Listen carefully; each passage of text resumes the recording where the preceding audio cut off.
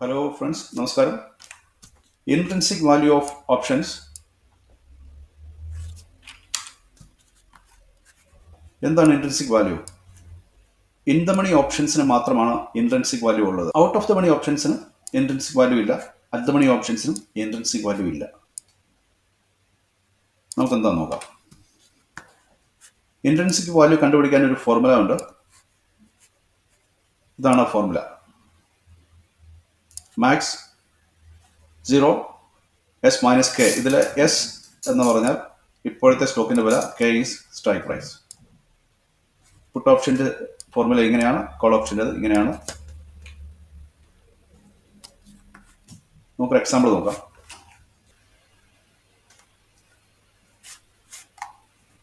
ഇപ്പോഴത്തെ ഓപ്ഷൻ ചെയിന് 30 ജനുവരിയിൽ എക്സ്പയർ ആകുന്ന ഓപ്ഷനാണ് ഈ മാസത്തെ ഓപ്ഷൻസ്. ഇതിൻ്റെ ഇൻട്രിൻസിക് വാല്യൂ നമുക്കൊന്ന് കണ്ടുപിടിച്ച് നോക്കാം. ഓരോ സ്ട്രൈക്കിൻ്റെ നമുക്ക് ആ പ്രൈസിനടുത്ത് എത്തിയിട്ടുണ്ട്. 2340 ഇപ്പോൾ പ്രൈസ് നിൽക്കുന്നത്. So 2340 in the money call ഓപ്ഷനാണ്. ഈ ലെഫ്റ്റ് കാണുന്ന കോൾ ഓപ്ഷനും റൈറ്റ് കാണുന്ന പുട്ട് ഓപ്ഷനുമാണ്.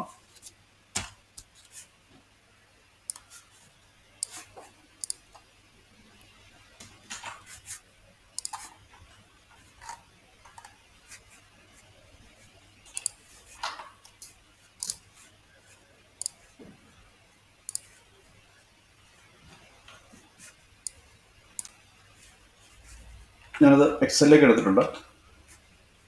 കോൾ ഓപ്ഷൻ്റെ ഫോർമുല ഇതാണ്.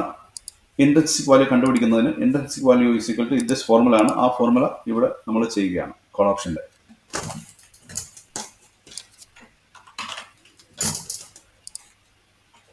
2300 എന്ന് പറയുന്നത് ഇൻ ദ മണി ഓപ്ഷനാണ്. Call option is in the money. 2300 call option in the മണിയാണ്. കാരണം കോൾ ഓപ്ഷൻ്റെ കേസിൽ മാർക്കറ്റിലെ സ്റ്റോക്കിന്റെ വിലയേക്കാൾ താഴെയാണ് സ്ട്രൈക്ക് എങ്കിൽ ആ സ്ട്രൈക്ക് ഇൻ ദ മണിയാണ്. അപ്പോൾ കോൾ ഓപ്ഷൻ ഇപ്പൊ സ്റ്റോക്കിന്റെ വില 2344 2344 എന്ന് പറയുമ്പോൾ ഏകദേശം ഈ ഭാഗത്തായിട്ട് വരും. സോ 2320 അതിനേക്കാൾ താഴെയാണ്. 2340 ഇൻ ദ മണി തന്നെയാണ്. നമുക്ക് 2300 ഇൻ ദ മണിയാണ്. ഇൻ ദ മണി കോൾ ഓപ്ഷന് ഇൻട്രിൻസിക് വാല്യൂ ഉണ്ട്. അത് എത്രയാണെന്ന് നമുക്ക് കണ്ടുപിടിക്കാൻ ഒരു ഫോർമുല കൊടുക്കാം. ഇപ്പോഴത്തെ സ്റ്റോക്കിന്റെ വില നമ്മൾ കണ്ടുപിടിച്ചു കഴിഞ്ഞു, 2344. അതാണിത്, 2344. ഇതാണ് strike, in the money strike 2300. ഇവിടെ ഫോർമുല കൊടുക്കുകയാണ്. Intrinsic value is equal to max 0 minus S minus K. S is equal to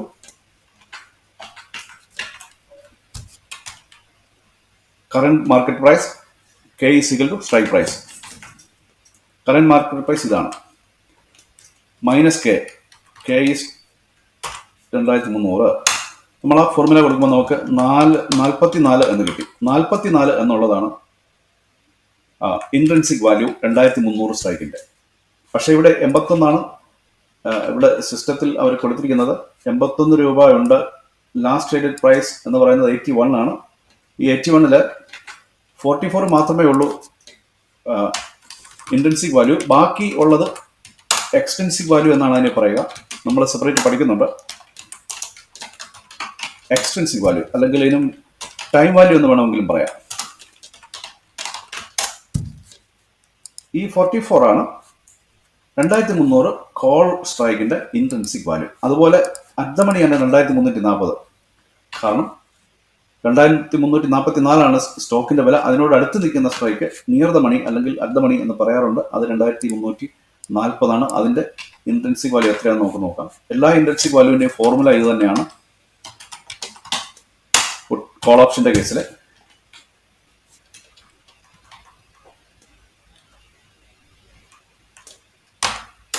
നാലെന്ന് കിട്ടി. 4ന്റെ ബാക്കി എത്രയുണ്ടോ 52 രൂപ 50 പൈസ, അത് എക്സ്ട്രിൻസിക് വാല്യൂ ആണ്, ടൈം വാല്യൂ. അടുത്തത് ഔട്ട് ഓഫ് ദി മണിയാണ്. സ്റ്റോക്കിന്റെ വിലയേക്കാൾ കൂടിയ സ്ട്രൈക്കുകൾ കോൾ ഓപ്ഷന്റെ കേസിൽ ഔട്ട് ഓഫ് ദി മണിയാണ്. അങ്ങനെ വരുമ്പോൾ 2400 ഒക്കെ ഔട്ട് ഓഫ് ദി മണിയാണ്. 2400-ന്റെ ലാസ്റ്റ് ട്രേഡഡ് പ്രൈസ് 29.5 ആണ്. അതിവിടെ എഴുതിയിട്ടുണ്ട്. ഫോർമുല സെയിം ആണ് ഇൻട്രിൻസിക് വാല്യൂവിന്റെ.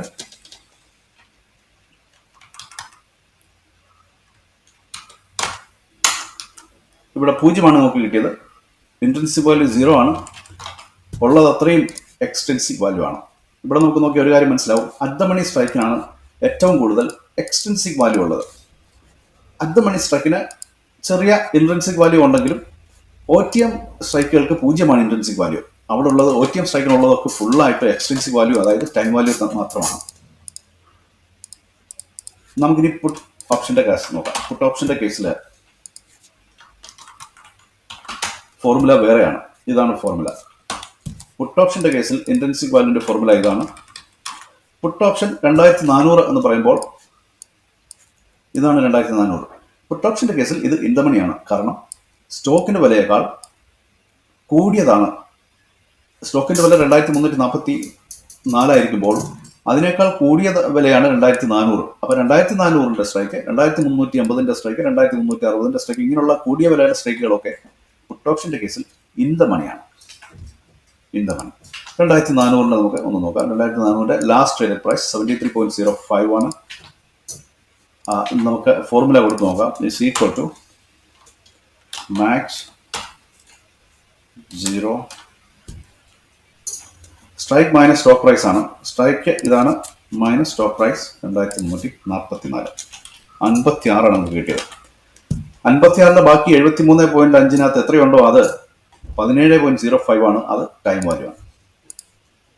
2340 എന്ന് പറയുന്നത് അറ്റ് ദ മണിയാണ്, അതായത് നിയർ ദ മണി. അവിടെയാണ് പ്രൈസ്, സ്റ്റോക്കിന്റെ പ്രൈസ് നിൽക്കുന്നത്. അവിടുത്തെ 40 രൂപ 50 പൈസയാണ് അവിടുത്തെ ഓപ്ഷന്റെ വില. 2340ന്റെ പുട്ട് ഓപ്ഷന്റെ വില. ഇവിടെ എത്രയുണ്ട് ഇൻട്രിൻസിക് വാല്യൂ നമുക്ക് നോക്കാം.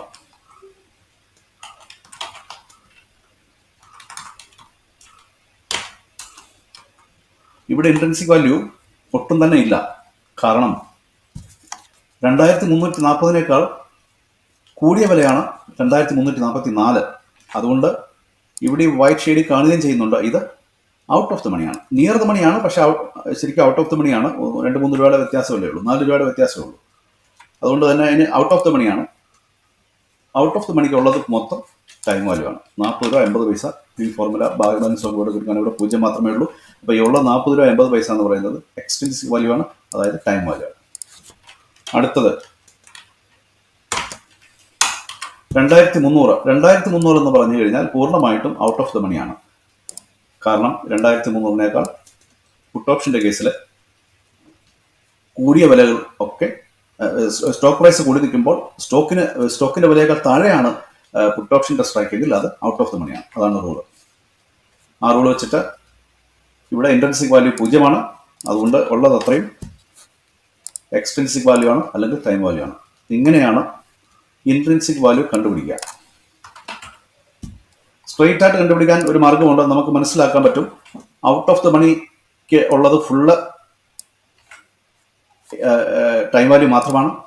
ഔട്ട് ഓഫ് ദ മണിക്ക് പുട്ടിന്റെ കേസിലാണെങ്കിലും കോളിന്റെ കേസിലാണെങ്കിലും ഔട്ട് ഓഫ് ദ മണി ഐറ്റംസിന് സ്ട്രൈക്കുകൾക്ക് ടൈം വാല്യൂ മാത്രമേ ഉള്ളൂ. ഇൻ ദ മണി ആകുമ്പോഴാണ് എക്സ്ട്രിൻസിക് വാല്യൂ ഉള്ളത്, ഇൻട്രിൻസിക് വാല്യൂ ഉള്ളത്. ഇൻ ദ മണിയുടെ കണ്ടുപിടിക്കാൻ ഇതാണ് ഫോർമുല.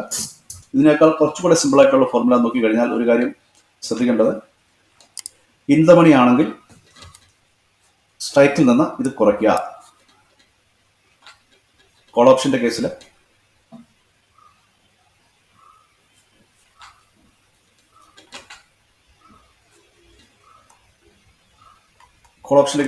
സ്റ്റോക്കിന്റെ വിലയിൽ നിന്നും സ്ട്രൈക്ക് കുറയ്ക്കുക. അപ്പൊ നമുക്ക് 44 കിട്ടി. പുട്ട് ഓപ്ഷന്റെ കേസിലാണെങ്കിൽ അവിടെയും ഇൻ ദ മണിക്ക് മാത്രമേ ഉള്ളൂ ഇൻട്രിൻസിക് വാല്യൂ. അവിടെയും തിരിച്ചാണ് ഫോർമുല. സ്ട്രൈക്കിൽ നിന്ന് സ്റ്റോക്ക് പ്രൈസ് കുറയ്ക്കുക 56. ഇതാണ് സ്ട്രൈറ്റ് ഫോർമുല. ഇതാണ് പെർഫെക്റ്റ് ആയിട്ടുള്ള ഫോർമുല. ഈ നമ്മളിവിടെ ചെയ്തത് അതാണ് കണ്ടുപിടിക്കേണ്ടത്. അല്ലെങ്കിൽ നമ്മൾ ഓർത്തിരിക്കണം, ഇൻ ദ മണിക്ക് മാത്രമേ ഇത് ഉള്ളൂ എന്ന് മനസ്സിലാക്കിക്കൊണ്ട് ചെയ്താൽ ഈ ഫോർമുല ആണെങ്കിലും മതി.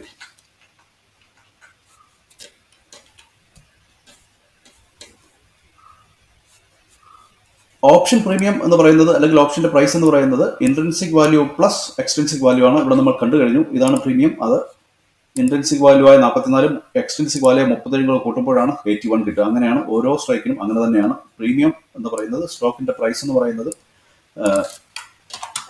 കോളായാലും പുട്ടായാലും, കോളിന്റെ സ്ട്രൈക്ക് ഓപ്ഷന്റെ പ്രൈസ് ആയാലും പുട്ട് ഓപ്ഷന്റെ പ്രൈസ് ആയാലും അത് intrinsic value plus extrinsic value ആണ് അതിനകത്തെ ടോട്ടൽ വാല്യൂ. ഇന്ദമണിക്ക് മാത്രമാണ് ഇൻട്രിൻസിക് വാല്യൂ ഉള്ളത്. എക്സ്ട്രിൻസിക് വാല്യൂ എന്ന് പറഞ്ഞാൽ ടൈം വാല്യൂ ആണ്. അതോടൊപ്പം വൊളാറ്റിലിറ്റിയുടെ വാല്യൂ എന്തെങ്കിലും ഉണ്ടെങ്കിൽ അതും അതിനകത്ത് ചേർന്ന് വരും.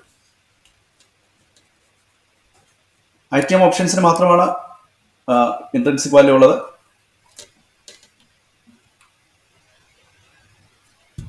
പെട്ടെന്ന് ഒരു ക്വിക്ക് ഫോർമുലയെ കൂടെ തന്നെ നമുക്ക് മനസ്സിലാക്കാൻ പറ്റും എന്താണ് നമ്മുടെ ഓപ്ഷന്റെ വർത്ത് എന്നുള്ള കാര്യം. ഇന്ദമണി ആണെങ്കിൽ ജസ്റ്റ് മൈനസ് ചെയ്താൽ മതി. നമ്മൾ ഇവിടെ കാണിച്ച കൊണ്ട് ഈ രീതിയിൽ ചെയ്താൽ പെട്ടെന്ന് കാര്യം മനസ്സിലാവും.